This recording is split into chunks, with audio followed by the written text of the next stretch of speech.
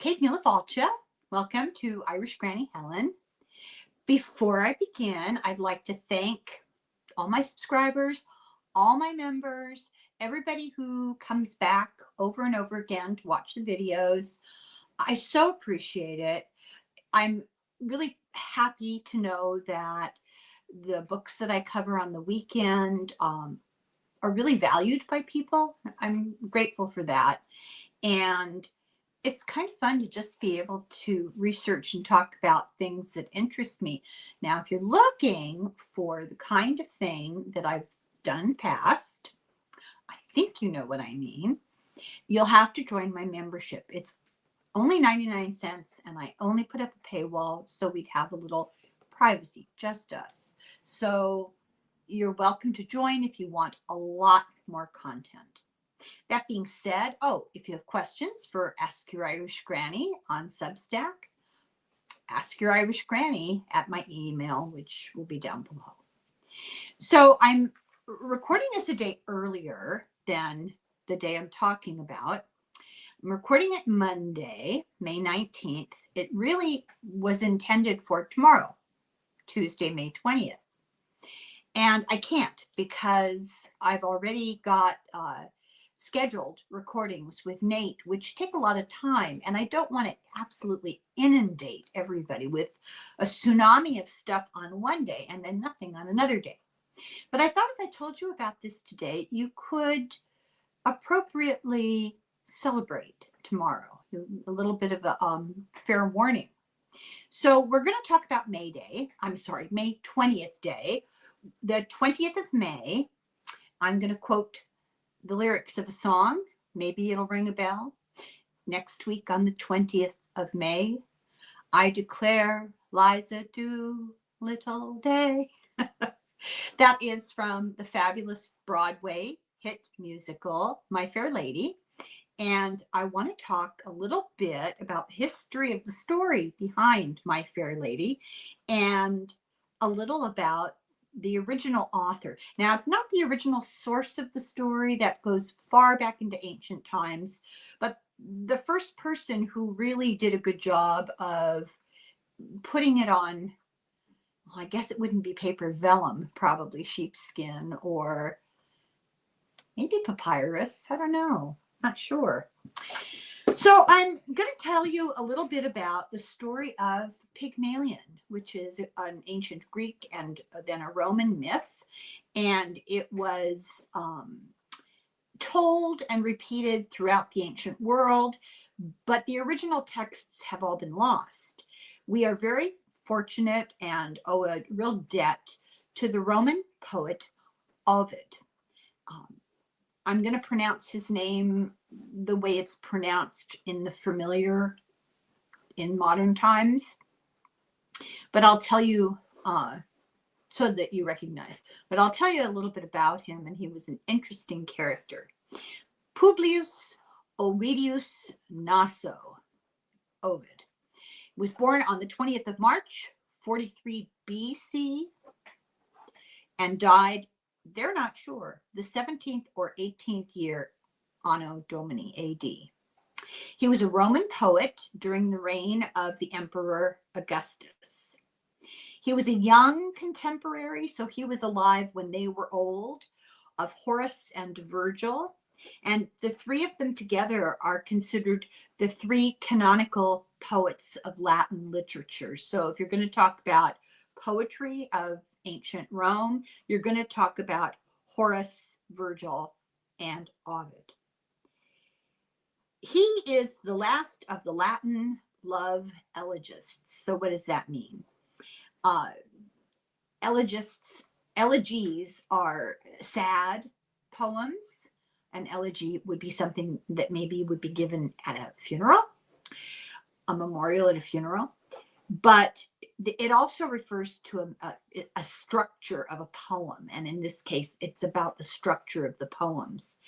He died in exile, and I'll tell you more about that later. So he was born in 43 BC into the gens Ovidius.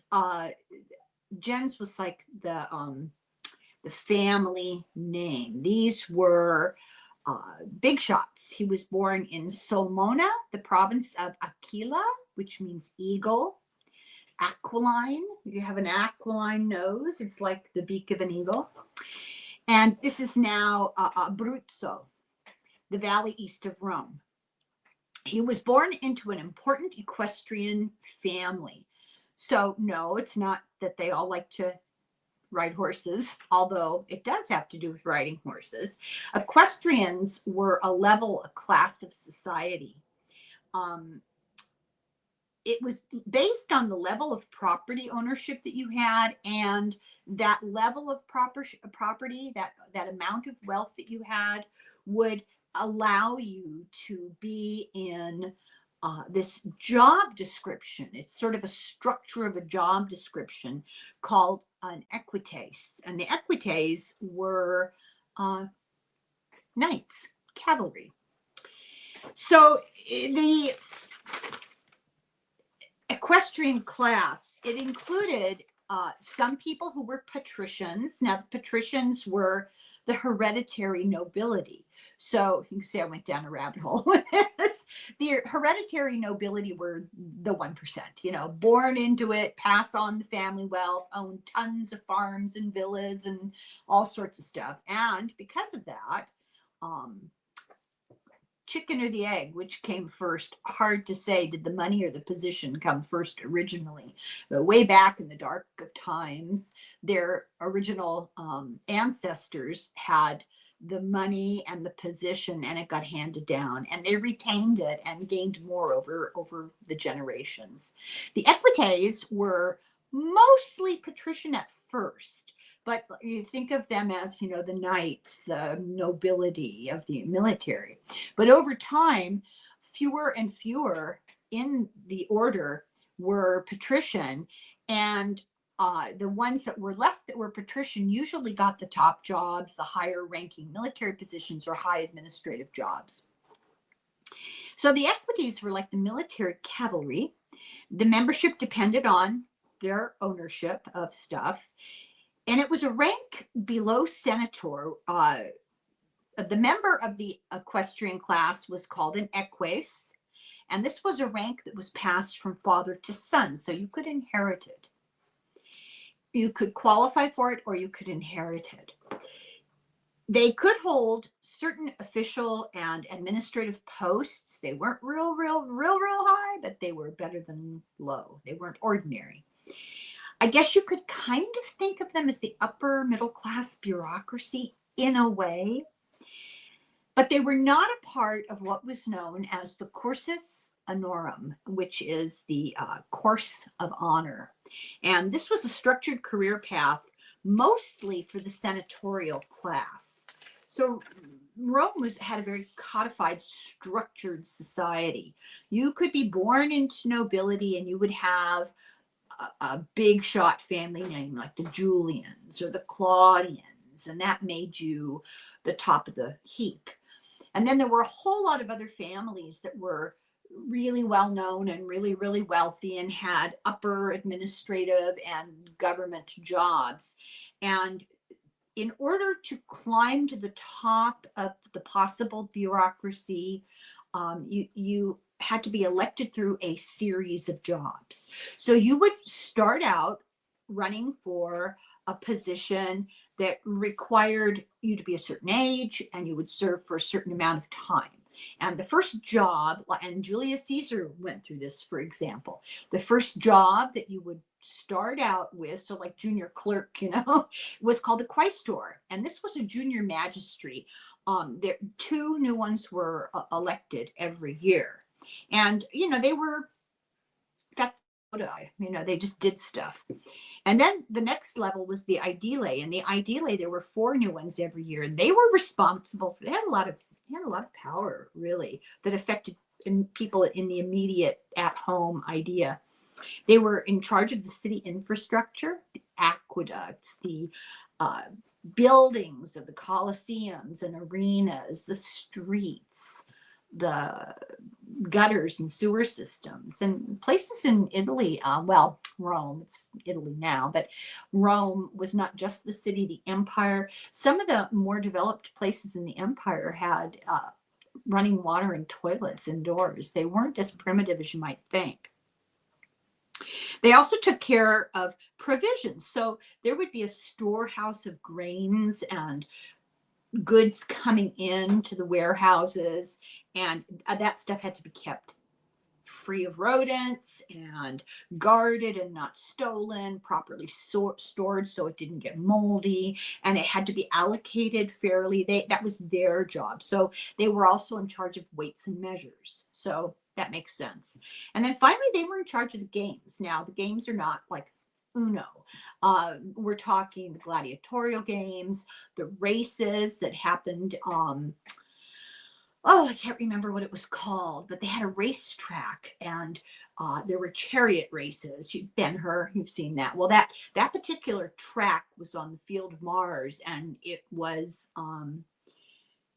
people, kind of like the NFL, people sided with certain teams of chariot drivers, and there were the blues and there were the greens, and it was a vicious competition for public support, and then between the drivers, and they'd go around this sort of not an oblong, I don't know what you call it, a race course like NASCAR kind of. Then after the Aediles, there came the praetors, and they served for about 6 or 8 years. It would depend on the circumstances. Now, these guys were the civil judges. You want to sue somebody for property or money or, damages. These are the guys that would do it. They were the middle military commanders, the heads of the assemblies. They administered justice by putting out edicts. So they had quite a lot of power. And then came the consuls. The consuls were big shots. The consuls were kind of like, I'm just fooling around here, kind of like 2 vice presidents. They were almost at the very, very top. And they were the guys that you would see when they walked down the street. There would be 12 guards walking with them, carrying these guys were called lictors, and they carried the fasces. The fasces, really interesting. It was rods of authority tied together with an axe. And the axe, when they got to the Senate, the axe would be taken out. And that was a ceremonial representation of the fact that a citizen would not be executed without a fair trial. So, fascists get their name from the fasces, the rods of authority. So the consuls were the chief military and political executives. They were the big shots. They were the diplomats. They presided over the Senate. They commanded the consular army. Now, the consular army was made of the soldiers assigned to one of the consuls, the soldiers assigned to the other consul, and put together it was a total of about 20,000. Rome was real weird about military. It was against the law. I think it was like a treasonous act for any head of an army, because all these generals had their own armies all over the provinces. And it was against the law for them to bring their army into Rome, the city of Rome, the environs of the city of Rome. And that whole crossing the Rubicon deal, when Julius Caesar said, alia jacta est, the die is cast. What was he talking about? He decided to leave Gaul and go back to Rome to challenge for the power of Rome. And he had a huge, gigantic army, and I think it was like 50,000 or something. And they crossed the Rubicon River out of Gaul back into Roman territory. And that was the fatal step. He defied the law when he did that. He crossed the Rubicon. The die is cast. After you are consul, then you run for governor. And the governorship is kind of a bummer job. It was sort of a test by fire, a trial by fire. Pontius Pilate was a governor. This is the head of a province. You get sent to far off, I don't know, well, Germania wasn't much of a place, but, what's now Romania, or oh, I don't know. I can't think of a place far enough away. Britannia. You get sent to be the governor of some far off place. The governor of Judea. It was not like a coveted position. It was hard. You were away from home and you were dealing with hostile, occupied population, and it was a tough job. After you were governor, you could be censor. Now, the censor was a 5-year job, and the censor, this is a job for the moral majority. They did the census. They counted heads. They did what was called the regimen morium, which was the regulating the public morals. So they were like, I don't know, Mike Johnson. No. They're often called, and I thought this was great, they were often called the castigatores, or the chastisers. So I looked this up, and castigatores comes from castigare, which means to reprimand, and castus, which kind of comes from it also, means pure. So there's this implication of being scolded for being impure. They were the morals police, the censors. After them, they also, oh, by the way, they also took care of the money. I guess they figured if they were highly moral, they could be trusted with the cash. Then there was the dictator. The dictator only served for 6 months and only served in emergencies. This is like martial law, right? They would assign somebody, and it was mostly to put down a rebellion. And one of the positions involved in this is the master of the horse, the magister equitum. This is like the big shot military guy. These are not professional terms I'm throwing out here. The Latin ones are. The English examples are doing my best to try to make it make sense, because it doesn't make a lot of sense. And then the imperium. The imperium, these were the head magistrates, the emperor. This is the power, the seat of power. So this course, climbing the ladder of success, was a structured path for political advancement. It did not include the equites. You notice we didn't talk about the equites, the equestrian class.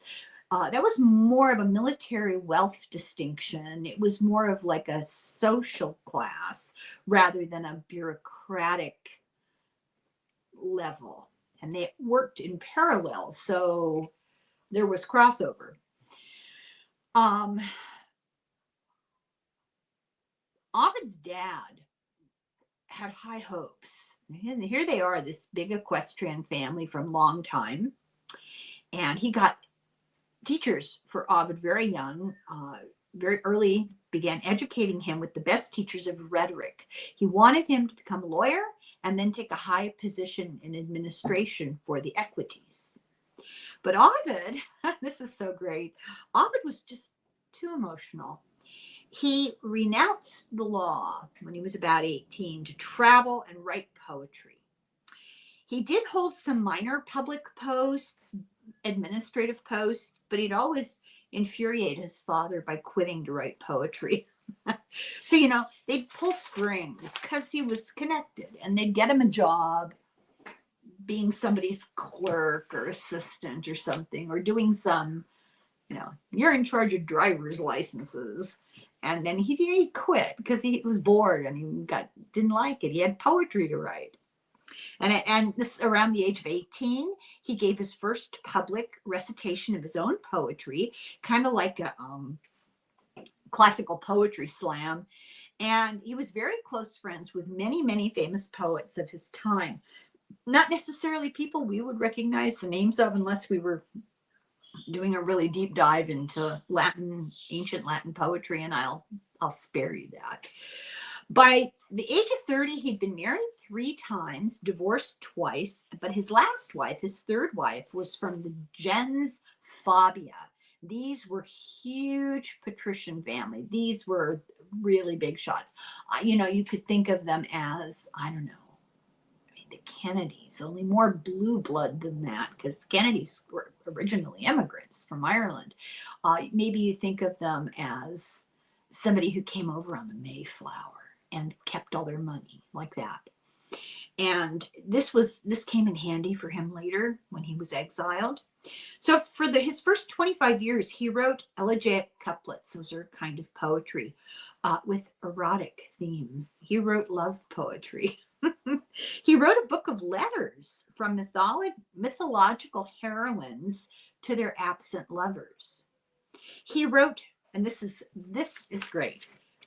He wrote the Medi Carmina Faciae Feminae, which was the cosmetics for the female face. So there was this big debate in upper crust Roman society.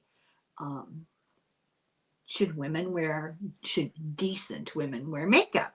And he was like, sure, why not? And he wrote this book in defense of it. Cosmetics were condemned by many. Then he wrote the big one, the Ars Amatoria, the Art of Love. And this was a 3-book manual on seduction and intrigue, but it may have contributed to his exile. We'll talk about that. In AD 8, he wrote the Metamorphosis. Metamorphosis means transformation, like when a caterpillar turns into a butterfly. This was actually 15 books of poetry, and they were all based on ancient myths. He is probably the most important source of the Greek and Roman myths that we have today. If it weren't for Ovid, a lot of these stories would have been lost to the sands of time. He was a huge influence on Western literature. The themes and characters that he wrote about repeat over and over. I'll just throw out some names. Daedalus and Icarus, and Pyramus and Thisbe, and Persephone, and her mother Ceres, the goddess of cereal, grain. Anyway, these myths were long preserved and imitated well into the Middle Ages. So the Metamorphosis, these 15 books, they kind of metamorphose, they evolve. And they start with describing the emergence of the cosmos, and they end with the apotheosis of Julius Caesar. And so this was more than just what the definition of the word apotheosis would mean. Divine incarnation, God becomes man, or man becomes God, actually. At the time of Augustus, there was an imperial cult, and it equated the Roman state and the Caesar with the divine, and therefore the Caesar was God, a God incarnate, and this became their religion and their law. You could be any pagan religion you wanted to be, but you had to ultimately worship the emperor as the top god. So he got in trouble, and he spent the last 10 years of his life in exile. Augustus banished him to Tomis in the Black Sea, and there was all kinds of descriptions of where it was. It's now Romania, that area, which was like the hinterlands. It's still not known for sure why he got exiled. There are a couple of theories, though. Ovid himself said it was because of a poem and a mistake, and that was all he would ever say. So he was exiled by Augustus alone, just a decree. He should have had the involvement of the Senate and the courts. So there was some speculation that something personal happened with Augustus. Interesting situation, how history repeats itself. So the speculations were that his poems were considered subversive. The rumor had it that his Ars Amatoria, the art of love, was too much about adultery and sex. And Augustus was kind of a serious moralist because it was pragmatic. And he was imposing what were called the Julian marriage laws. And these were strict laws about marital behavior, and monogamy was required, which, in ancient times, people had concubines and multiple wives. You would leave one wife and go to another, or you'd have a wife and a girlfriend. I mean, there was just all sorts of, well, not well-defined boundaries. And these Julian, that's the gens, Julian, the Julio-Claudians married into each other and became, the big shots for a long time. But then there was another rumor that, well, you'll hear what happened. His son-in-law was plotting against Augustus, and Ovid knew about it and didn't say anything. And his son-in-law was executed for conspiracy. And Ovid and his grandchildren were exiled. I imagine his daughter must have been exiled too. I didn't read that, but it just occurs to me now we're missing a generation here. His son-in-law was married to his daughter. Son-in-law committed the crime and was exiled. Ovid they didn't kill. And uncertain why they didn't, but instead they exiled him and the products of this young man who was exiled, his 2 grandchildren. But his wife, Ovid's wife, got to stay in Rome because she was from a different bloodline and a really important family. And they made her stay. They wouldn't let her go. So they were separated for the last 10 years of their marriage. This exile was a huge hardship for him. He missed his wife, but she was his lifeline to the educated world and to his ear to the ground in Rome.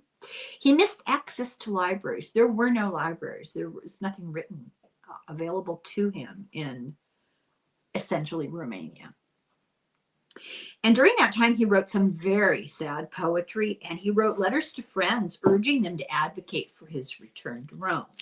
He died somewhere between 17 and 18 AD in exile. So we owe him a debt of gratitude for the metamorphosis and all the stories of mythology that he preserved. And arguably, probably the best known of those mythological stories from Metamorphosis is the story of Pygmalion. And I'll tell you the story briefly. I won't belabor it. Pygmalion was a sculptor from Cyprus, the island of Cyprus. He sculpted an ivory alabaster statue of a woman that he called Galatea, which means she who is milk white. And because he, quote, he said this himself, he detested faults beyond measure which nature has given to women. He's also sworn to celibacy. He fell in love with the statue. He was always kissing it and snuggling up with this stone statue. Then came the Feast of Aphrodite, one of the feast days of Aphrodite, the goddess of love, equivalent to Venus. And he went to the temple and brought an offering, and he wished for a bride who would be, quote, the living likeness of my ivory girl. When he got home, he went to kiss the statue as usual and discovered her lips were warm because she was alive. They got married and they had a daughter named Paphos. And there is actually a city in Cyprus named after this daughter, the city of Paphos. It's spelled with an F instead of a PH, but it's named after this daughter of Pygmalion. There are other versions of this story from ancient times, but the texts were lost. But Ovid's is the best known version, and it's the one that's endured. There was also another Pygmalion, so don't confuse the two names, when you're talking about Pygmalion. There was another Pygmalion, different guy, same name, who was in the story of an evil king in Dido, about the story of Dido. Sometimes pronounced Dido, but if you're doing it in Latin, it's Dido. Completely different guy. So forget about him. I didn't mention him. Interestingly enough, this thought popped into my head while I was taking notes on this, and sure enough, I got down to the next part, and it said, a variant of the story in modern times is Pinocchio. The roles are reversed, but it's that same, an inanimate object becomes a human being and an object of affection or emotion. There have been umpteen paintings and statues of Galatea, Pygmalion, the whole story, a million works of literature, especially in the 19th century. They were really into the romantic stuff. There have been ballets, the ballet Coppelia by Delibes, and operas. And I thought this was interesting. A lot of plays. There was a play by W.S. Gilbert. Now, if that name rings a bell, it rings a half a bell, because you usually hear it Gilbert and Sullivan. And they do all what they did, all the light operas, the Mikado and the HMS Pinafore, and just, great stuff. But Gilbert also wrote serious plays. And his play, Pygmalion, stage play, was his greatest success, more than any of the other things that he did. But then we come to the real master of Pygmalion, George Bernard Shaw, the playwright. And in around 1912, 1913, he wrote his famous play Pygmalion. Now, this is the story of a flower seller who was brought up from the gutter to act like a lady. She, Eliza Doolittle, asserts her own worth and decides that she's not going to be defined by the efforts of this phonetics professor, Henry Higgins, who wanted to give her upper class manners. Now, this is Shaw's not so thinly veiled commentary on class snobbery in English society, but it's great. It's a great story. And in 1956, so, about 43 years later, there was a little Broadway musical you might have heard about called My Fair Lady. And it is based on this story. It's just a modern version. And it swept the Tonys. It got a Tony for Rex Harrison, who played Professor Henry Higgins. It got a Tony for Julie Andrews. In 57, the dramatic version of it without the music part, just the play itself, got a Pulitzer. And in 64, it came to Hollywood, and they made a movie out of it with Audrey Hepburn. Now, there was a big struggle. Who was going to play Eliza Doolittle? And Julie Andrews wanted the job. And for whatever reason, I don't know, they didn't give her the job. But my husband told me this story last night. I thought this was hilarious. So Audrey Hepburn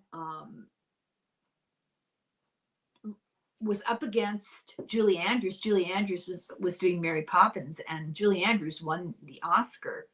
And she went up to whoever the big shot from the studio was, wouldn't let her have the job of Eliza Doolittle for the movie, and was talking to him on purpose with her Oscar, kind of, taunting him with it the whole time. And the interesting thing is that Audrey Hepburn did not sing in this musical version of the Broadway play. In My Fair Lady, the movie, Audrey Hepburn's voice is dubbed by Marnie Nixon. And we're going to have to do a little thing about Marnie Nixon because, pardon the pun, she's the unsung hero of Hollywood.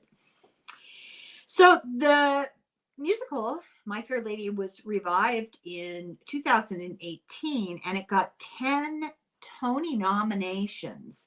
It really swept the nominations, but it only won in the category of costumes. It lost to the surprise sleeper musical that won was called The Band's Visit. And this just happened, I guess, to be timely. I don't know anything. This is the first time I heard about this musical was yesterday. So apparently it's about an Egyptian band that gets lost. It kind of wanders off into the wrong territory and ends up in Israel.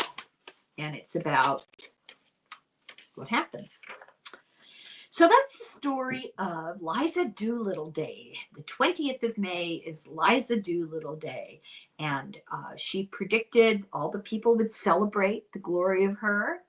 And whatever she wished and want would surely come true. And just the best musical. I loved My Fair Lady. So I just wanted to share that with everybody and wish you for tomorrow a happy Liza Doolittle Day. And I think Nate will be back with me again and certainly pep up my Tuesday current events. And until then, slán go fóill, sláinte.